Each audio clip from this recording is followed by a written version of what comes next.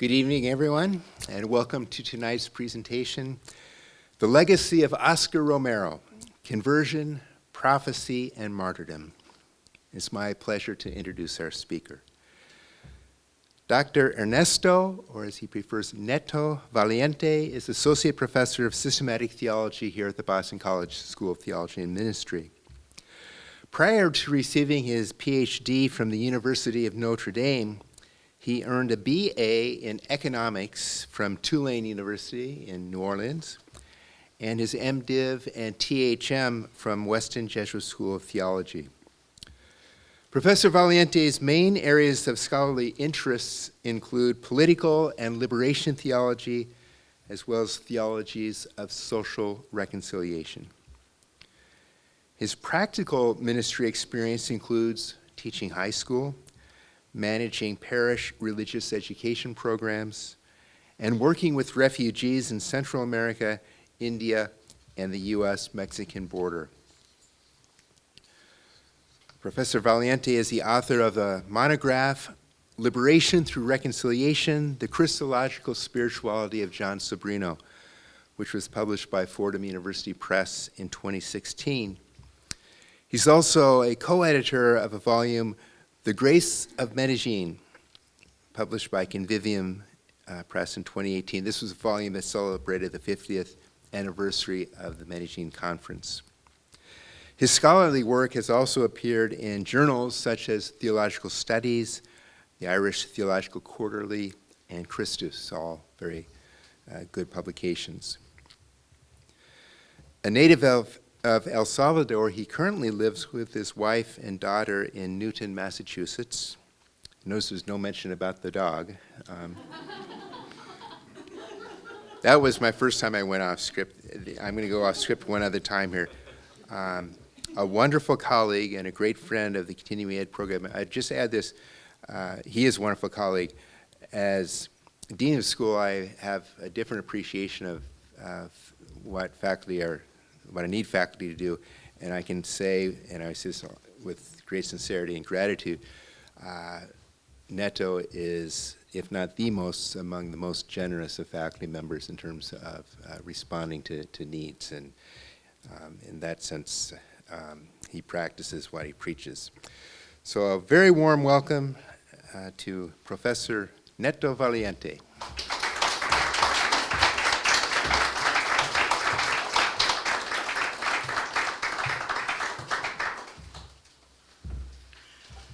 Thank you, Tom. You get the check in the mail. Thank you, everybody, for being here. I really appreciate that you are risking your lives in coming to this lecture. And those who are watching it through Zoom, well, I'm also thank you to you, but not in the same way. Let's begin. But before I begin, I want to also thank you to Megan De Dios, to Cara Sullivan, and to James Borenston, who really put all this together. And it takes a lot of work, it takes a lot of time, and they have been working with me and have done a wonderful work. So thank you to them too. So let's begin. It's a little close. I'm having a fight here. Okay. 3 years ago, we were finally able to celebrate Monsignor Romero's canonization. And let me show you a picture of that, because it was the beatification in San Salvador to the left and the canonization to the right. It was a great event that brought to the culmination a long and difficult process, fueled above all by the fidelity and hope of the Salvadorian people. It was also a process riddled with questions, church politics, and the efforts of many in the left and in the right to manipulate the memory of the Salvadorian saint. The fact is that Monsignor Romero was a very complex man, living in a very complex and rapidly changing reality. All throughout his ministerial career, Romero had been widely regarded as a friend of the wealthy.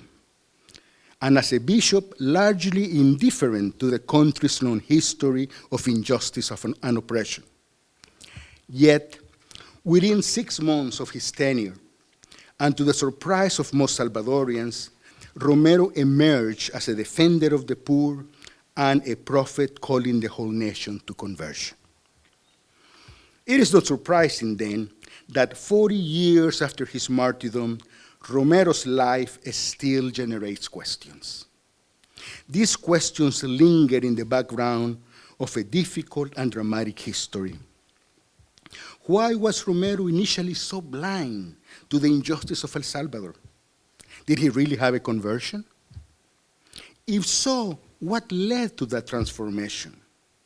Now, who killed Romero and why did they kill him? Did Romero support a violent insurrection, as some people have argued? And what does it mean to say that he is a martyr? Well, one thing I can tell you from now, Óscar Romero is still a controversial figure in many sectors, in many places of the Salvadoran population, especially in the middle classes and the people that have a lot of wealth. So we outside of El Salvador welcome and really appreciate his work. That's not always the case down in his country. So let's begin.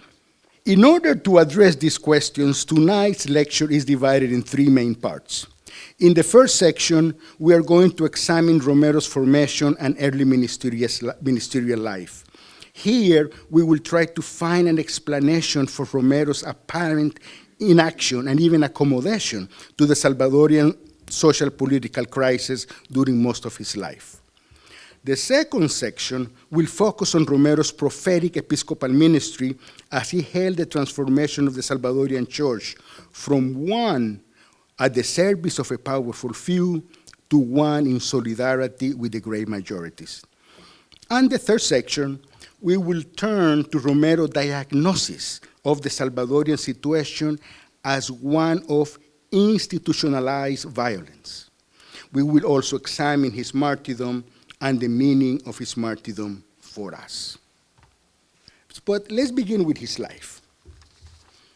Monsignor, as we call it in Spanish, Monsignor was born in 1917 in a small town in the eastern part of El Salvador. He grew up in a modest family of 10 children cared for by a very religious mother, while his father was in charge of the town's telegraph. His family was poor, but not destitute. There you have a picture of his house.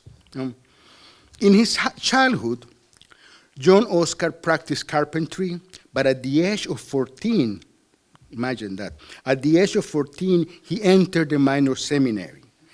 And 5 years later, at the age of 19 or 20, he joined the diocesan seminary. Because Romero was very serious and very capable, he was then chosen to go to Rome. Okay? And he studied at the Jesuit Rome Gregorian University.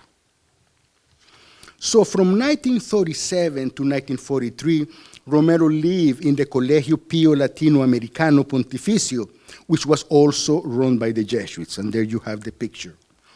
There he was introduced to the Ignatian spirituality and the austere and demanding version of the spiritual exercises practiced by the Spanish Jesuits at Rome at that time. Now, the spiritual exercises would become an integral part of Romero's spiritual practice for the rest of his life. But this is what is important. Like any other Catholic seminarian in the 1930s and the 1940s, Romero's theological training enlisted the historical approach of neo-scholastic theology, which conceived theology as a deductive science. This type of theological reflection began with church doctrine, and then, without much discussion on this doctrine, it applied church teaching to concrete experiences of the lived faith. Neo-scholastic theology also tended to overemphasize the separation between the world and God. That is, between the natural and the supernatural orders of reality. This separation tends to develop a religious imagination that ratifies the presence of grace, the presence of God in the world. It is also noteworthy that there is no indication that Romero was exposed to the progressive contemporary theologians such as Dominique Chenu or Henry de Lubac, who were challenging the dominance of neo-scholastic theology at this time. No, Romero seems to have preferred the classics. His notebooks from that time shows his preference for Saint Teresa, from John of the Cross, and especially the 16th century Jesuit Luis de la Puente. In fact, Romero was planning to continue his doctoral studies in ascetical theology, and he had decided to write his dissertation on the work of Father de la Puente. Whatsoever influence de la Puente might have had, one does not need to reach back to the 16th century to understand Romero's spiritual formation. Rather, I would argue that at least until he became Archbishop, Romero's way of relating to God was largely influenced by some of the negative features of neo-scholastic theology.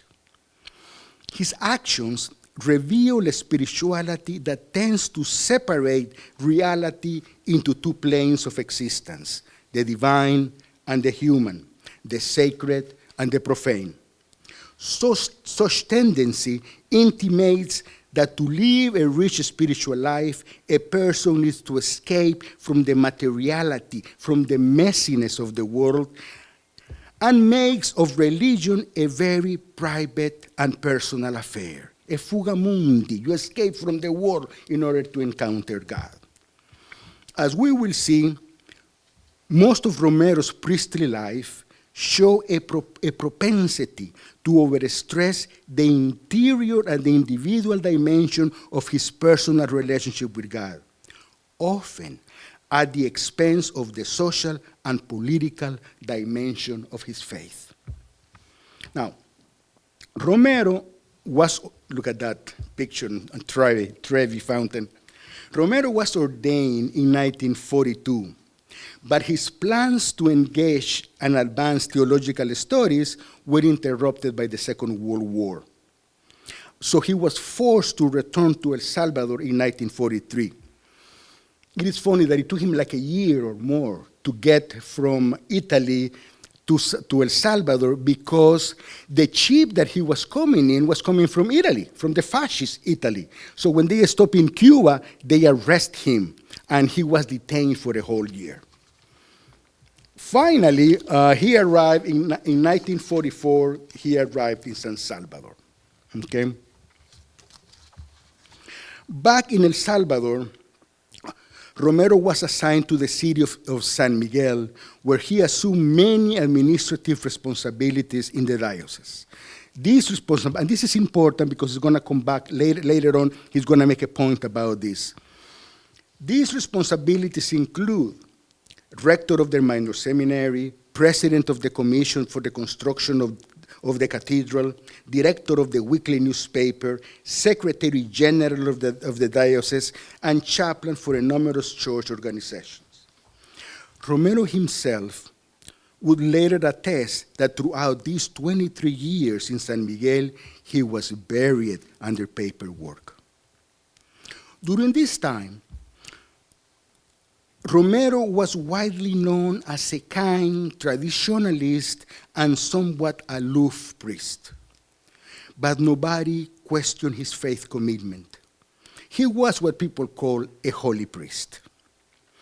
On the other hand, many priests in the diocese found Romero too rigid and demanding, particularly the younger ones, who with the arrival of Vatican II had stopped wearing the traditional cassocks and sought to live the priesthood in a less clerical style.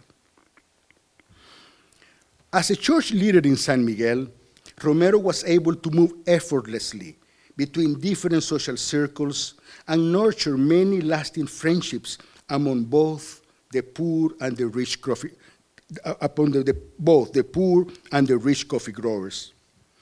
It is striking to me that while Romero was charitable to the poor, he did not seriously question the reason for their plight.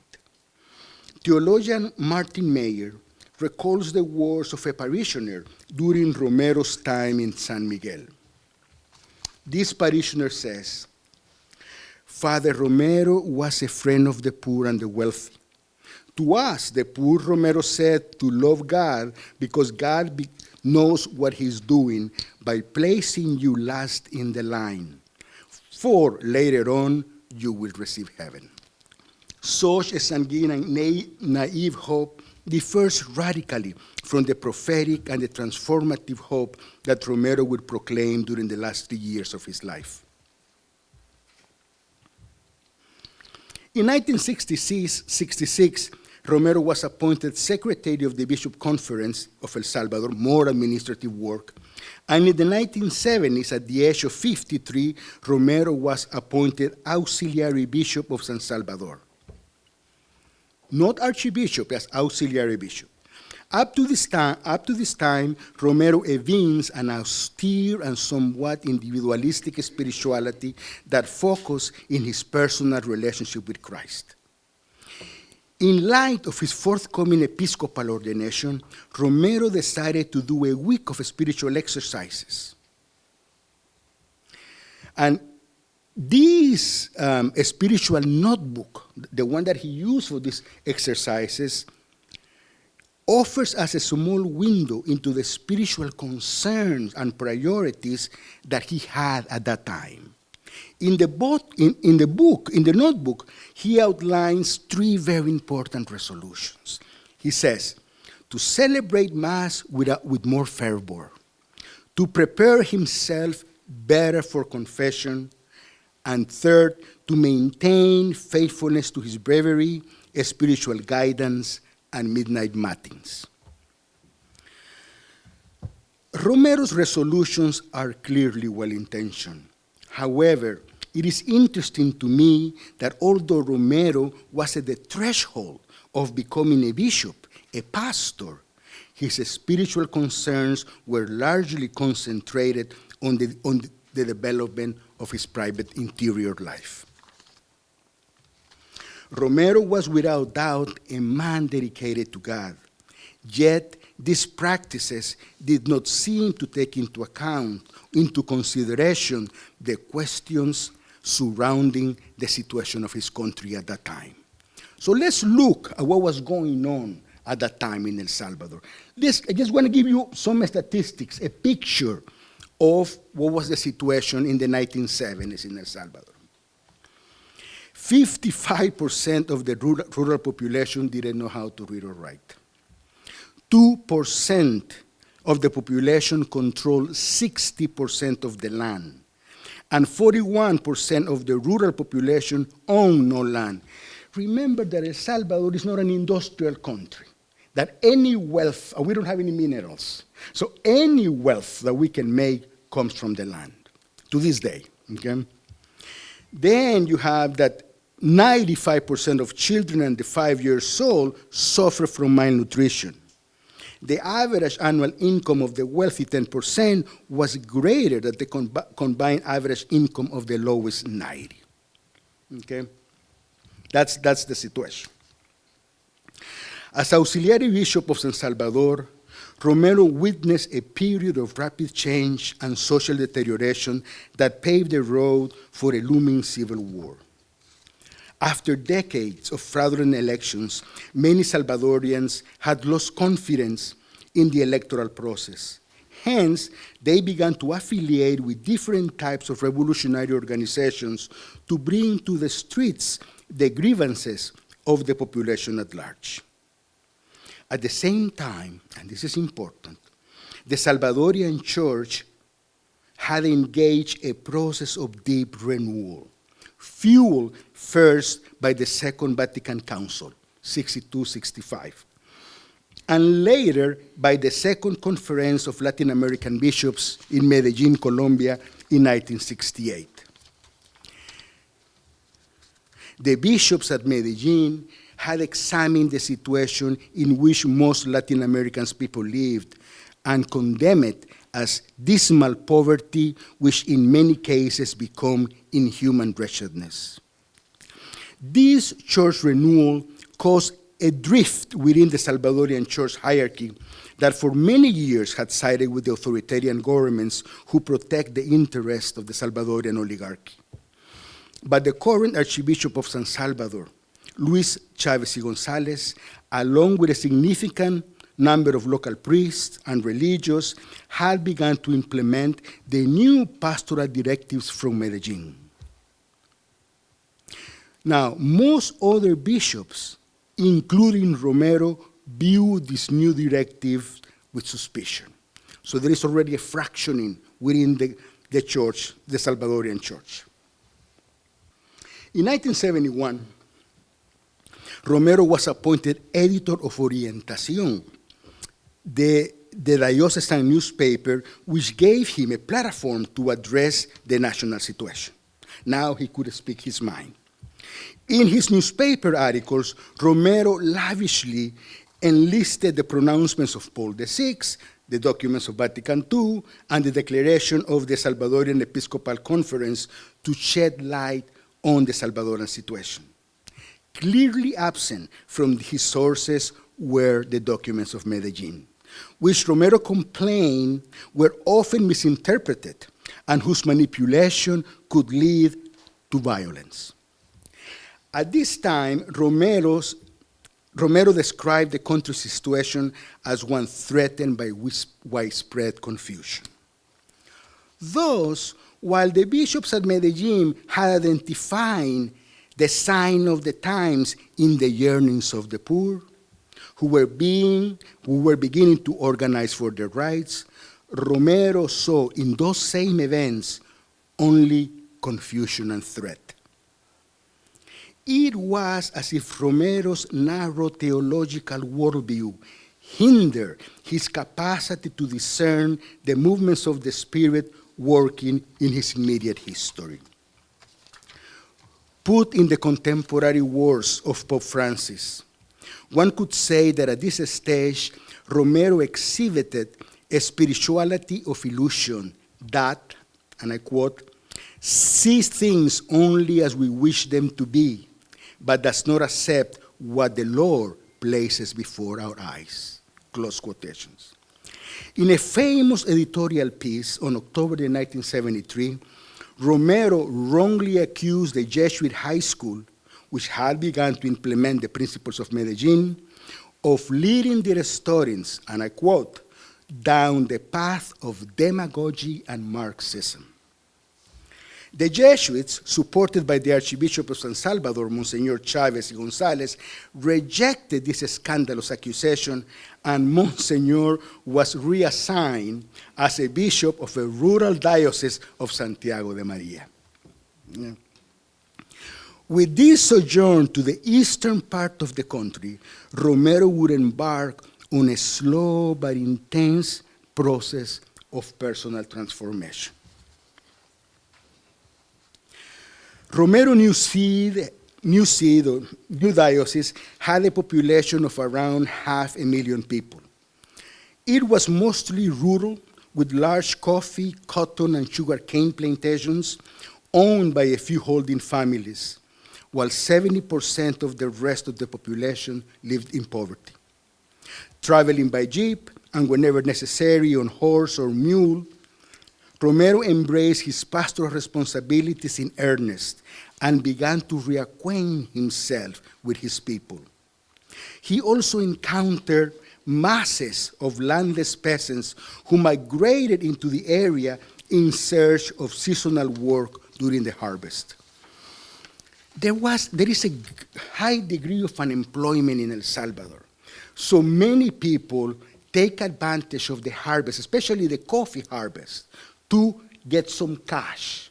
You know, some of them might have a little plot of land that has corn, and they can eat corn most of the year. But for medicine, for vegetables, for transportation, they need to go and work in these coffee plantations to make some cash. Years later, in a conversation with Father Cesar Jerez, the Jesuit provincial of Central America at that time, Romero briefly described how his direct confrontation with the poverty of his people had an impact of him. And I want us to look at what he said.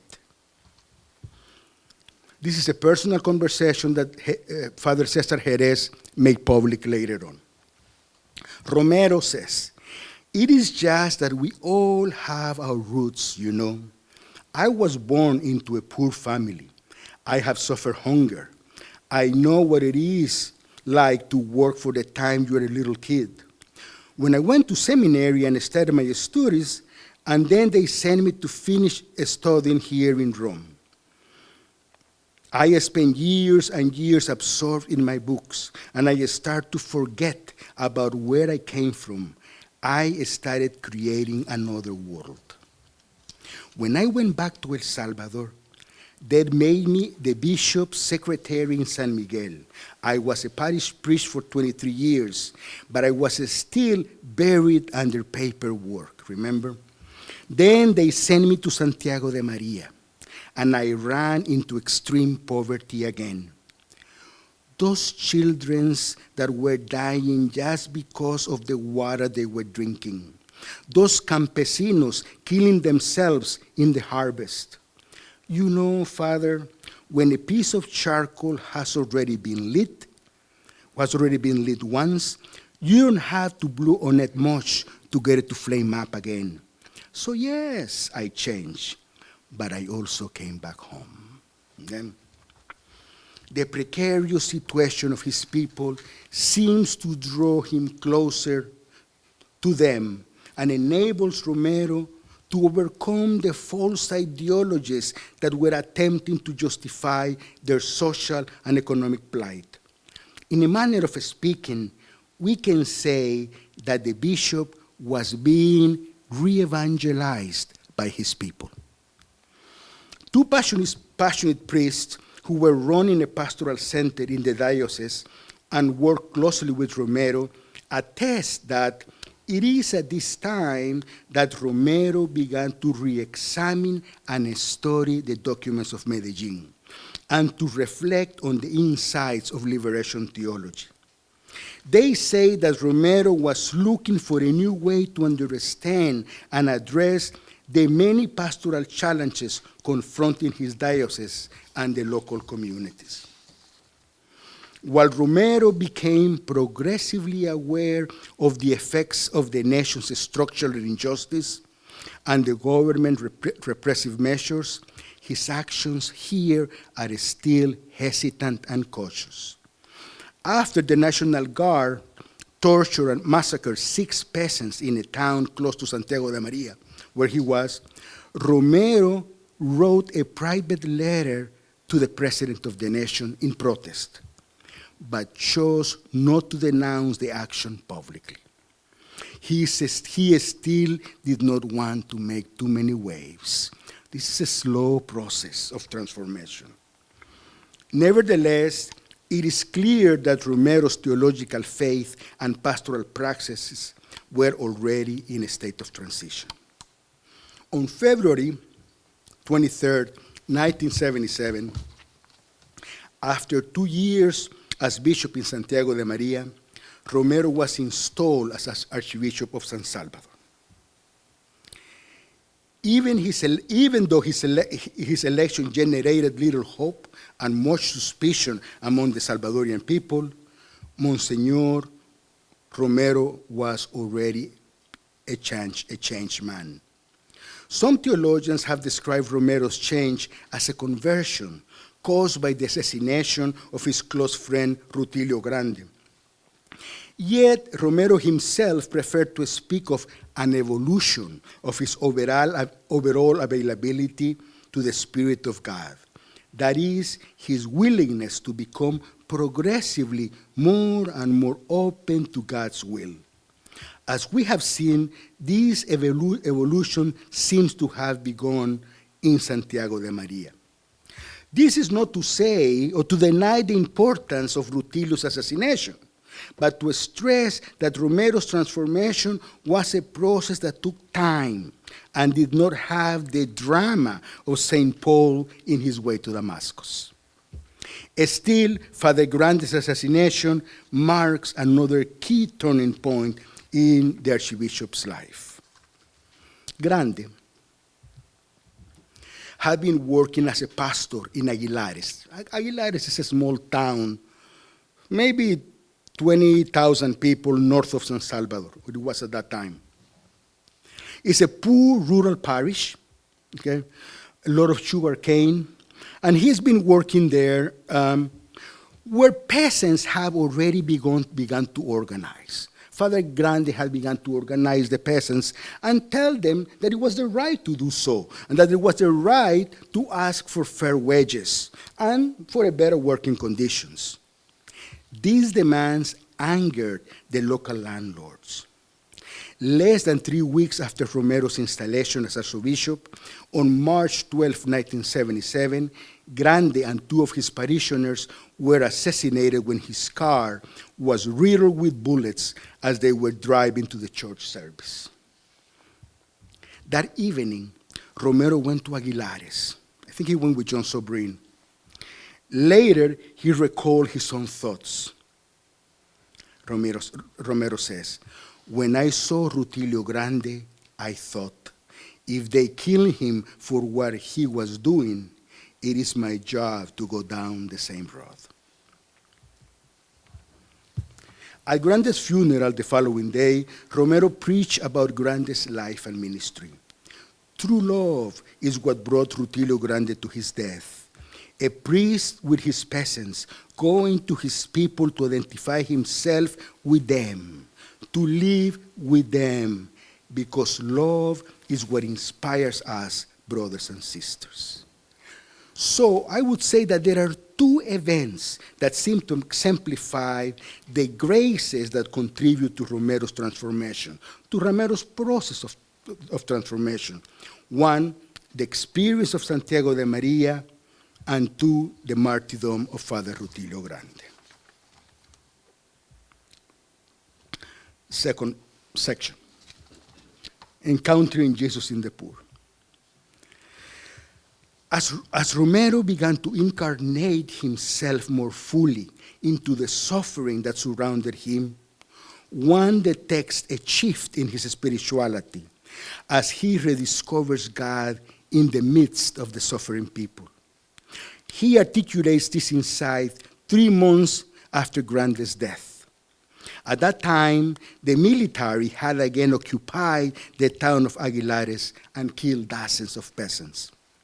Romero returned to this battered town to comfort and stand with his community.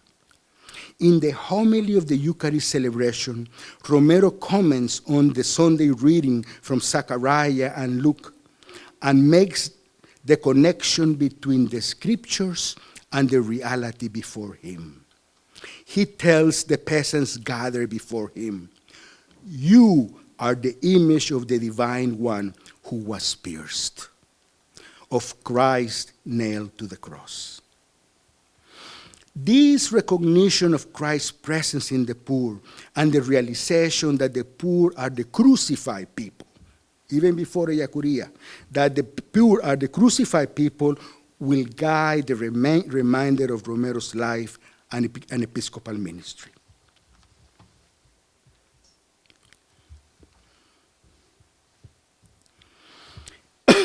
It seems to me that the experience of encountering Christ crucified in the poor enabled Romero to better integrate the content of his faith with the lived expression of it.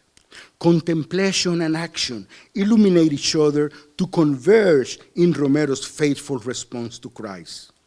This response, in turn, became concretized in his preferential love for the poor, in whom is radically present. As Romero writes, "This is the commitment of being Christian, to follow Christ in the incarnation. If Christ, the God of majesty, became a lowly human and lived with the poor and even died on a cross as a slave, Our Christian faith should also be lived in the same way. And this is a little harsh.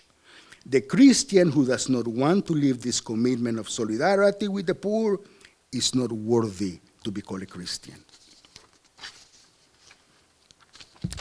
This stance to follow Jesus in history, and particularly among the poor, informs all of Romero's later writing, his preaching and action. It also informs his understanding of the church. I see an ecclesiologist around here. It also informs his understanding of the church, of what the Christian community should be. Just 2 months later, on August 6, 1976, Romero celebrated the Feast of the Transfiguration with the publication of his second pastoral letter, The Church of the Body of Christ in History. In the letter, Romero articulates in a programmatic fashion the new incarnational ecclesiology and the renewed mission that will set the direction for the Salvadorian church. Romero acknowledges that for a long time, the church wrongly thought of human history as something provisional, as something ephemeral. Remember neo-scholastic theology. He writes, "It seemed that the history of humankind and the history of salvation ran along parallel lines. But the Council of Medellín put an end to it. The dichotomy between the temporal and the eternal, the secular and the religious, between the world and God." Appropriating the insights of Vatican II, Romero insists that the church does not exist apart from the world. It is within the community's cultural and historical situation that the church shapes its identity, identifies its mission, and seeks its fulfillment. With a renewed understanding of his ecclesial community as transcendent but firmly rooted in history, Romero writes, "The church is the flesh in which Christ makes pressing down the edge of his own life and his personal mission." And stressing the church's historical mission, Romero adds, "The element of transcendence that ought to raise the church toward God can be realized and lived out only if it is in the world of men and women." Hence, Romero concludes, the church does not exist for itself. Its raison d'etre is the same as that of Jesus, service to God to save the world. Seeking a coherent praxis, Romero declines the invitation to participate in the inauguration of the new president, General Humberto Romero, no relationship, elected after widespread fraud. It also turns down the government donation for the construction of the National Cathedral and boycotts all government events in protest of the administration's repressive policies. With these symbolic actions, Romero rejects the old alliance of the Salvadorian church with the government. Historically, this alliance had served to protect the interests of the powerful and ignore the pleas of the poor. The church, Romero says, ought to be detached from all power. May this be political or economical or from any form of social class. Romero wanted to uphold the credibility of the church and remove anything that may compromise its message. To my mind, Romero's episcopal ministry became controversial because he chose to stand with the poor. In Romero's church, we witness the rare example of a local church institutionalizing the preferential option for the poor. For this same reason, it is important to remember that for Romero, this option for the poor was not just a matter of ethics, was not just a matter of social justice. It was, above all, a theological option. For Romero, the church must be poor just as Jesus was poor, and demonstrate in its action the preference evident in Jesus' mission. In Romero's words, the church would betray its own love for God and its fidelity to the gospel if it would stop being the voice of the voiceless, a defender of the rights of the poor, a promoter of every just aspiration for liberation, to achieve a more just society, a society that prepares the way for the true kingdom of God in history. For Romero, the evangelizing mission of the Salvadorian church had to include both a pastoral response and a prophetic proclamation, a struggle for a structural transformation and the compassionate offering for forgiveness. Because the church's primary task is that of evangelization, to gather men and women around the saving word of God, Romero promoted the development of base communities where Christians could gather in faith to reflect on God's word and on the relevance of Jesus' message for the Salvadorian situation. Mindful of the increased repression of the state and the vulnerability in which most people live, Romero sponsored institutions that offer the poor legal protection against unjust laws and strongly defended people's rights to organize. There you see a picture of a Yacuria, member of these organizations. His Sunday homilies, which were the product of long hours of prayer, were surely the most important tool that Romero enlisted to incarnate God's word and evangelize his conflicted nation. At a time when there was so much manipulation of information by the government, as well as other political organizations, Romero offered the most accurate and reliable account of the situation in the country. I have to say, I was 16 at this time or so, and my sympathies were not with Romero, okay? But if you wanted to hear the truth, because it was the newspaper, it was the left organizations. If you wanted to hear the truth, you had on Sunday to listen to what Romero was saying. Romero was the only beacon of truth at that time. The rest were lies, okay? So that's important. Romero offered the most accurate and reliable account of the situation in this country. With an ear to the sensus fidelium, and with a spirit of participation never witnessed by the Salvadorian church before, Romero gathered the input of theologians, social scientists, base communities, parishes, and popular organizations to explain and illuminate the events of the week in light of the scriptures. His preaching denounced, with names, dates, locations, specific actions of injustice and repression exercised by government forces and death squads. Over and over again, Romero condemned the unjust socioeconomic structures of the nation and the false ideologies that perpetuate this poverty and violence. Romero also understood that violence in El Salvador, as in any other Latin American nation, is a direct consequence of the inequity of the socioeconomic structures of his country and of the idolatry that support these sinful structures. Hence, he often makes reference to the idolatry of wealth, the idolatry of power, the idolatry of national security.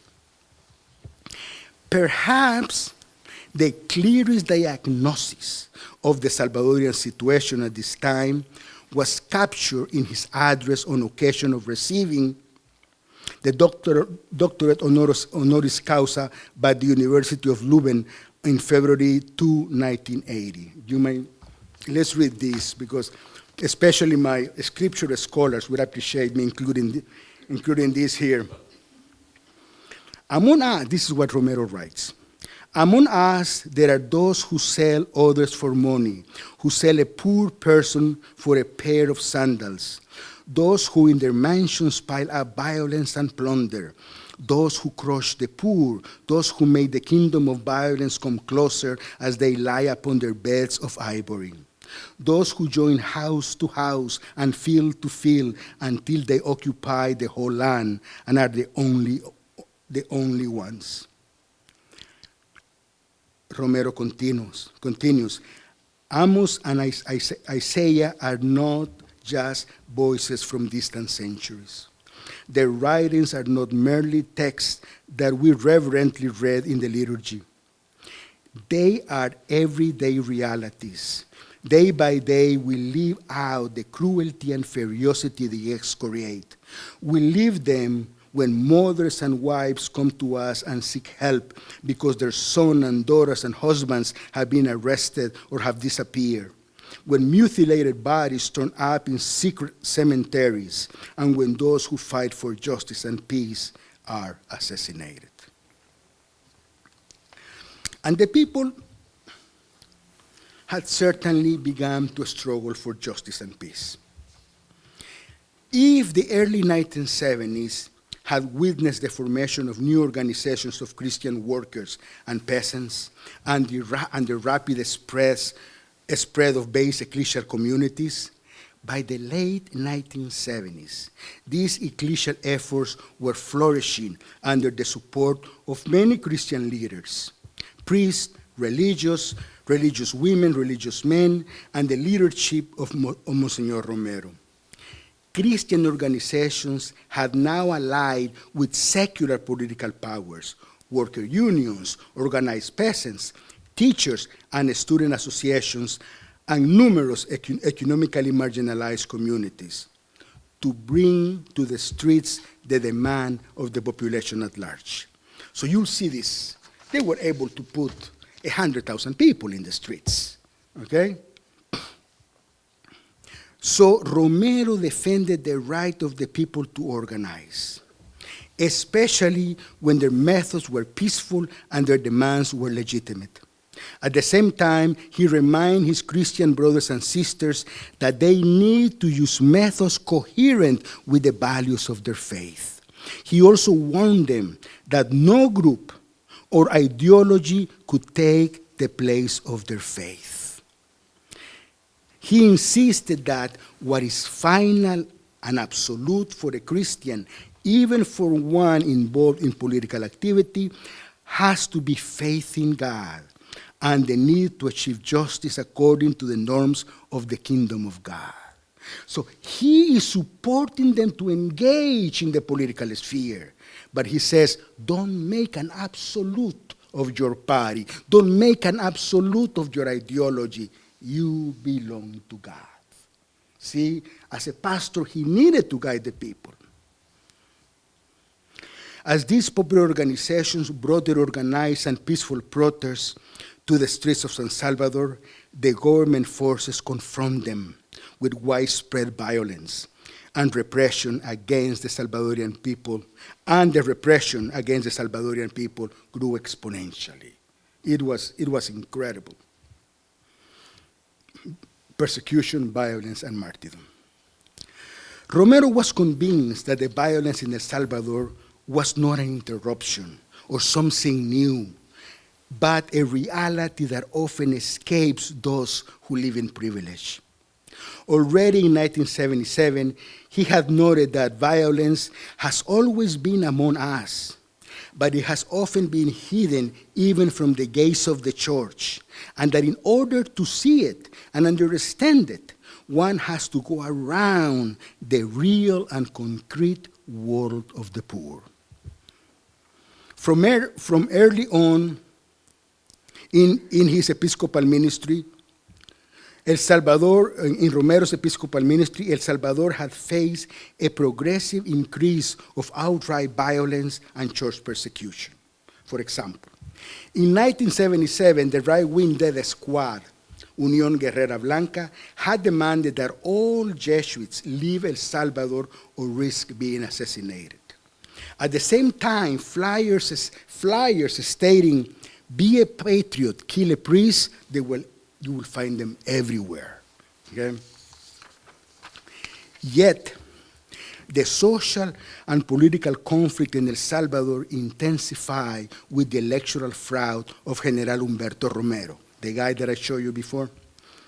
The new president not only rejected any possibility of social reform, but his troops met peaceful protests with massacres and death squads. Here we don't have water, we don't have rubber bullets. It was, plum, what people got. In November 1977, the government also passed the law for public order, which allowed the government forces to arrest any suspicious-looking citizen. If you didn't look good to a cop, you could be arrested. That's all that he needed to know. It was changed, I think, like 13 months later. But 13 months was a long time to have it. During his tenure as Archbishop, Romero presided at the funeral of 6 priests, including Rutilio Grande, Alfonso Navarro, Ernesto Barrera, Octavio Ortiz, Rafael Palacios, and Alirio Mancias, as well as many catechists and lay ministers. In a similar way, he also attended the funeral of police officers and business people who had died at the hands of the guerrilla forces. Indeed, Romero often described his ministry as one of collecting bodies from the roadside. Now, Romero demanded the investigation and many other deaths, but the bodies kept piling up, particularly the bodies of the poor people associated with the church. Again, in his address in Leuven, Romero describes with clarity the situation of the church. In less than 3 years, more than 50 priests have been attacked, threatened, calumniated. 6 are already martyrs. They were murdered. Some have been tortured and others expelled from the country. Nuns have also been persecuted. If all this has happened to persons who are the most evident representatives of the church, you can guess what has happened to the ordinary Christians, to the campesinos, the catechists, lay ministers, and to the ecclesial-based communities. But it is important to note why the church has been persecuted. Not any and every priest has been persecuted. Not any and every institution has been attacked. The part of the church that has been attacked and persecuted is the church that has placed itself on the side of the people.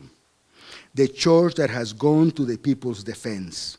Here again we find the same key to understanding the persecution of the church, the poor. With the increased governmental repression and the emergence of different guerrilla groups on the far left, civil war seemed inevitable. Romero rejects violence perpetrated by the left and the violence perpetrated by the right, and explicitly addressed the problem of violence in his 3rd and 4th pastoral letters written in 1978 and 1979. The pastoral letters do not take an absolute position on armed violence, but they begin to address the problem of violence in a new way. Relying on the reflection of Ignacio Ellacuría and following the approach made by the Latin American bishops in Medellín, Romero analyzes the different types of violence present in the country. The most acute form in which violence appears on the continent and in our country is what the bishops of Medellín call institutionalized violence, says Romero in his 3rd letter. Romero explains that such violence is the result of an unjust situation in which the majority of men, women, and children in our country find themselves deprived of the necessities of life. And he adds, historically, we come across this sort of violence whenever the institutional structures of society operate to the benefit of a minority or systematically discriminate against groups or individuals who defend the true common good.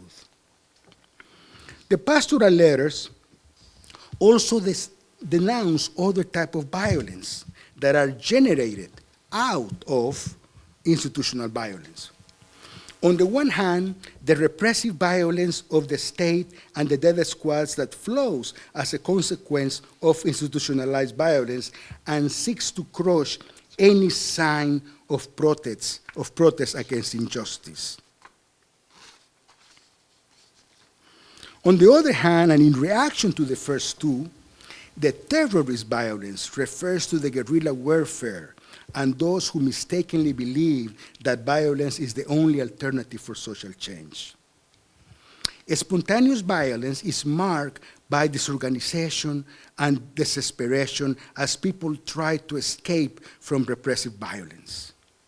Then we have violence in legitimate defense, as understood in terms of Catholic social teaching. Finally, Romero complements this typology of violence with a description of non-violence and reminds his readers that the Gospels advise to turn the other cheek to an unjust aggressor, far from being passive and coward, is evidence of great moral strength that can leave an aggressor morally defeated and humiliated. Now, I want to put this letter in context, okay? Because he is not making an absolute of nonviolence. And so I'm going to unpack just a little bit on that. It is important to note that when addressing the problem of violence, Romero does so first as a pastor responsible for a threatened and vulnerable people, and with an eye on the social and political situation of the moment. His careful differentiation between different types of violence allow him to avoid the impression that all violent actions are equally unjust, and to distinguish different levels of responsibility. For example, the category of repressive violence helps Romero name the illegitimate use of state power in the persecution of the dissident population.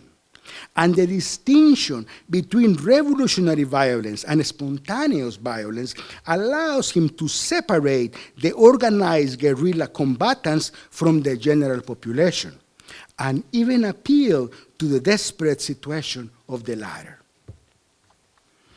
By 1979, when Romero writes the fourth pastoral letter, The Church Mission Amid the National Crisis, he seems persuaded that the intransigency of the state, the constant repression, and the despair of the oppressed people were inevitably leading the country towards civil war. Hence, this fourth letter offers a more detailed explanation of the church criteria to use violence in legitimate defense. So he never comes and endorses violence in legitimate defense, but lets the people know what the criteria is. They needed to study that because the situation now was a terrible situation, okay, violent. People were getting killed every day. One can imagine that from this position as pastor, Romero felt that it was his duty to explain to his people how the church doctrine recognizes the legitimacy of insurrection in the exceptional case of evident and prolonged tyranny. Now, while his pastoral letters reveal that Romero was not a pure or absolute pacifist, it's undeniable that he struggled peacefully against injustice, that he sought to find a peaceful solution by negotiating with different opposing forces, and that he actively pursued nonviolent alternatives to the national conflict. This nonviolent commitment is clearly and consistently spelled out in many of his Sunday homilies. In these homilies, Romero rejects the use of violence as a viable solution to confront the country's problem. In them, he explicitly affirms that violence is both undignified and inhuman. Violence, he says, does not build but destroy, and provides no contribution to the peace of the world. More importantly, these homilies reveal that Romero's nonviolence is deeply rooted in his Christian faith. In his homily in April 22nd, 1977, Romero proclaims, "We do not believe in violence of any sign as the appropriate way to solve the problems of our countries, because we are aware that the gospel of Christ offers the only valid way to forge a just and humane society in which vital need of all human beings are satisfied." It is in Romero's exemplary following of Jesus that one can understand Romero's nonviolence and his willingness to embrace martyrdom. For if Christ lives, says Romero, it is because he's present, is because he is incarnated in our lives. Romero is also mindful that following Jesus in a world permeated by sin often comes at a high price. Many asked him to leave the country. Even the government offered him some security guards. But Romero rejected any special treatment. As pastor, he chose freely to remain with his people and bear witness to Jesus, bear witness to his faith. In his Sunday homily, a month before his martyrdom, Romero preaches, "Christ invites us not to fear persecution. Believe me, brothers and sisters, anyone committed to the poor must suffer the same fate as the poor. And in El Salvador, we know the fate of the poor: to be taken away, to be tortured, to be jailed, to be found dead." It seems to me that Romero's death, like that of Jesus, can only be properly understood within the context of his whole life, his mission, and his hope for God's reign. Romero was a prophet deeply committed to nonviolence, but even that commitment was subordinated to his fidelity to Christ. Hence, there is one type of violence that Romero accepts, and he calls it the violence of love. We have never preached, this is Romero, we have never preached violence except the violence of love, which left Christ nailed to the cross, the violence that we must each do to ourselves to overcome our selfishness and such cruel iniquities among us. The violence we preach is not the violence of the sword, the violence of hatred. It is the violence of love, of brotherhood, the violence that wills to beat weapons into sickles for work. But we cannot forget that Romero's following of Jesus, just like our following of Jesus, is already infused by the graces of Jesus' resurrection. That's so important. Romero knows that Jesus lives and that the new age of God's reign has already begun.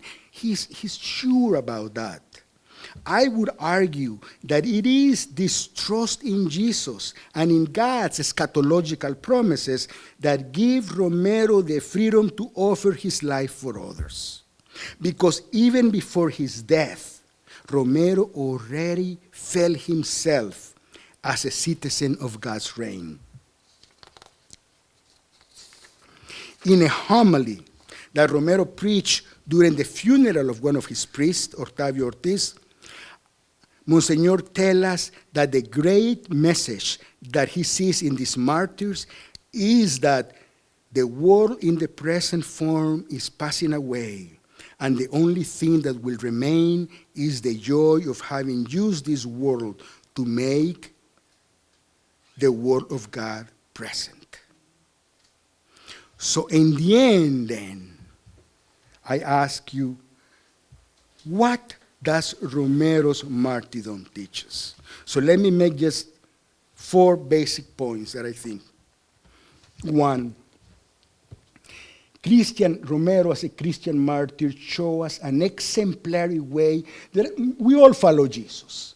But here I'm talking about as an exemplary way of following Jesus and witness to God's reign within a particular context, even at the cost of his life. Romero is revealing for the Salvadorian people in this century, within these conditions of injustice, how we are to follow Jesus. There are other ways, but for that context, Romero is the model. Martyrs choose to actively confront evil in a non-violent way, even when such conflict may seal their fate. In a non-violent way, because if we are going to follow Jesus in an exemplary way, it has to be non-violent. Okay? I have issues with my Lutheran brothers, and Dietrich Bonhoeffer. I said, he was a hero. He was a great Christian. But he used violence. For me, that's not following Jesus in an exemplary way. Third, their violent death is a consequence of their faithfulness to the movements of the Spirit and the solidarity with those who suffer. Our life does not belong only to us. We have to listen to the Spirit. What is the Spirit moving me?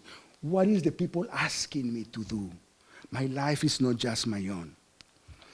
Martyrs unveil the most radical meaning of Christ's existence in a conflicted world as a hopeful journey of truth and compassionate engagement with the other, through which their lives become oriented towards God and anticipate God's reign today.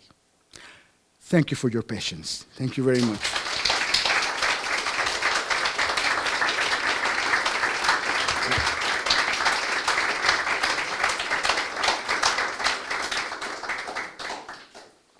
So I think we have time for questions. What we're going to do is we're going to have you talk to each other for a few minutes and consider these 2 questions that we have there. And I'll give you 5 minutes. I breathe a little bit and get in shape, So you have, 5 minutes to talk to somebody close to you, okay? Thank you. Okay. Let's have a conversation. I apologize. Some of my students are here, and they talk all the time. So who's the first volunteer? Easy. The first one should be easy. Okay. So who has an easy question? Okay.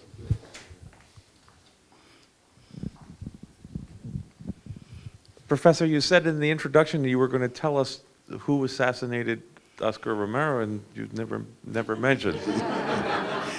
I thought you were going to be the easy question. It has never been officially proved, but there was an investigation done around 6 years ago, and there was an interview by an electronic newspaper in El Salvador called El Faro. It's independent, it's the best thing we have going. And they were able to interview one of the people who assassinated Romero. And it was organized by Dawison I don't know if you know who that son was a right-wing, he was actually became president of the National Assembly. And he didn't become president of the country because the United States said, no, we're not going to let you be president. You can be, and he organized that, but he didn't participate. He hired 4 people, among them a professional killer. And so this death squad, they were like 4, they went and they killed Romero. The whole history, and I think that is translated into English, look for it in elfaro.net. Okay? So yeah, by now everybody knows. Okay? Anybody else? Yes? How is contemporary, I'm sorry. How is contemporary El Salvador remembering Romero? Is it okay to talk about him with the same love you were showing tonight? Thank you. And did it make a difference? Yes, it make a difference. One, Romero has become a national symbol. We have his statue in the middle of the city. The airport is named Romero. And a lot of this has been accomplished in spite of the reticence of the wealthy class. Okay? Democracy. In El Salvador, after 12 years of war, we did not arrive at any type of economic democracy, but we arrived at some degree of political democracy. Okay? And Romero now, it is a popular figure, especially in rural areas, especially among humble people. And though, because of that, it is manipulated by politicians of both sides, okay? That they say they're going to do the preferential option for the poor, like Romero. So that's the danger, that his memory, if we are not careful, his memory can be misused. And the other thing is, if not misused, it also can be softened. There are all these biographies about Romero that come up, that it's a very fussy, loving Romero that never had any conflicts with anybody. So it is important to maintain the history of Romero. He died. He was murdered. So no, he is the best thing we have going. No doubt about that. See, I invite our students at the STM to go to El Salvador. We can go to Panama, we can go to Nicaragua, but in El Salvador we have an example of the church that institutionalized the preferential option for the poor, a church that sided with the poor when nobody was siding with them. We need to see that. We need to go back to that. Yes?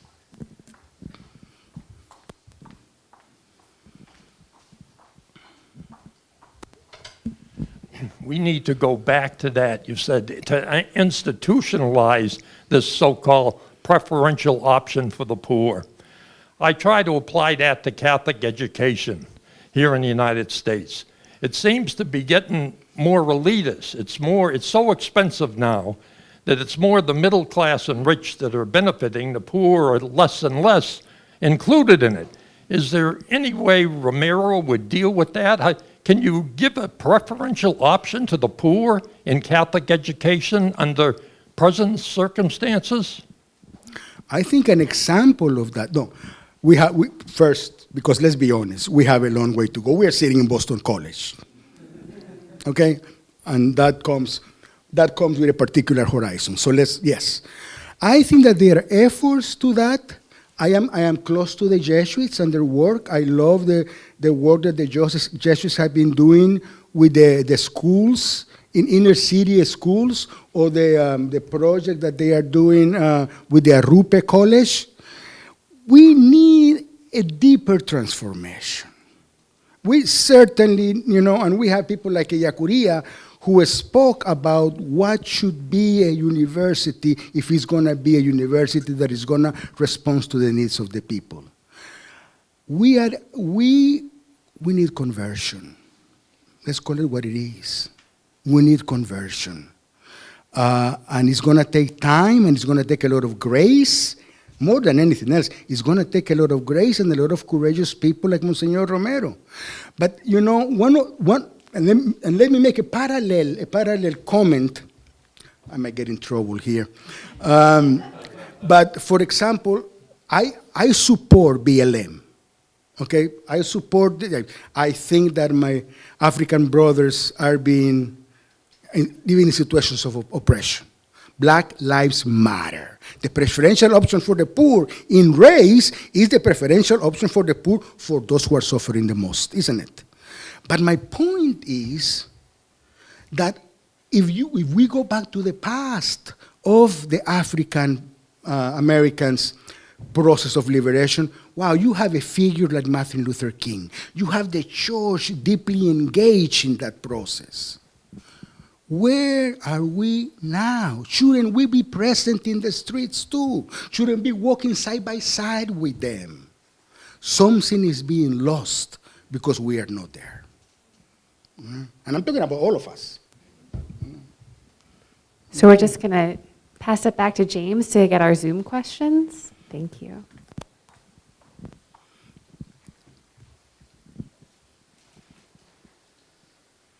Thank you, Professor. Our first question is, you said that at 16 you were not on the side of Romero. What led to your change of perspective and position? I'm going to lose my green card. I was a 16-year-old boy who wanted at that moment a more radical change for the country. I was 17, 16. I had left the Catholic Church at that moment because I felt that we were many doctrines and we were not responding to the needs of the people. So I had become a sympathizer of the movements of liberation. And these movements of liberation, for me, offer a more drastic, a more radical transformation than the church. Remember, we have Monsignor Romero, but we have other 5 bishops that continue to justify the dictatorships in the country. So I began to appreciate Romero when I entered the Society of Jesus. I began to appreciate Romero when I went back to my country and those areas that were controlled by the guerrilla, and found out that all these Marxist peasants, really, what had supported them was their faith in Romero. Okay, so it is in the witness of them that I realized that in my ideological makeup, I was losing a center part, and that was the center, and that was the part of Christ. That was given to me by then and by the Society of Jesus. Yeah. Thank you so much. Another question here seems to be asking, when you're talking about Monsignor Romero's exemplarity of nonviolence, what are your thoughts about the idea that he may have been seeking martyrdom in order to provoke a turning point in the church? No, then he's asking me to question the integrity of this man. No, I have read most of what has written by Romero. I know people who knew Romero. Romero might have been a man who was mistaken at times, but he was a man of deep, deep integrity all the way to the end.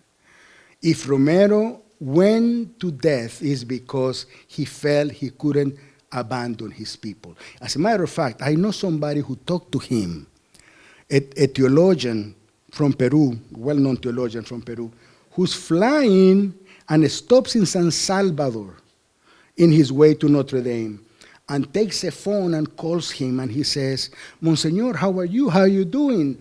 And after a short conversation, my friend tells me that he told Romero, okay, Monsignor, take care of yourself. And then on the other hand of the phone, there was only silence. And Romero said to him, Gustavo, you know that I cannot take care of myself. I first have to take care of my people. This is 2 weeks before they kill him. A man of integrity. So no. Okay. Thank you very much. We have time for one more question. We have one here. The last question I have is, how do we as the laity follow the example of St. Romero in our daily lives? Say that again. Yeah, how do we as the laity follow the example of Romero in our daily lives? I think that we all have different vocations. We all follow Jesus. If we want to follow Romero, we have to follow Jesus first. You know, Romero is in the line. But I think that we follow Jesus in our own particular context, with our own personalities, with our own, we have our own gifts, our own temperaments. You know, there is no blueprint. We learn to follow Jesus. We do that in a creative way. And I think that there is not just one vocation or one way to follow Jesus. But I think it is not thinking about following Jesus that we follow Jesus. We learn to follow Jesus when we try and we miss and we get up and we try again. And when we try to maintain those ideas that move Jesus, that stance of mercy that move Jesus, that hope in the Father that move Jesus. Mercy, hope, love, that's how we follow Jesus.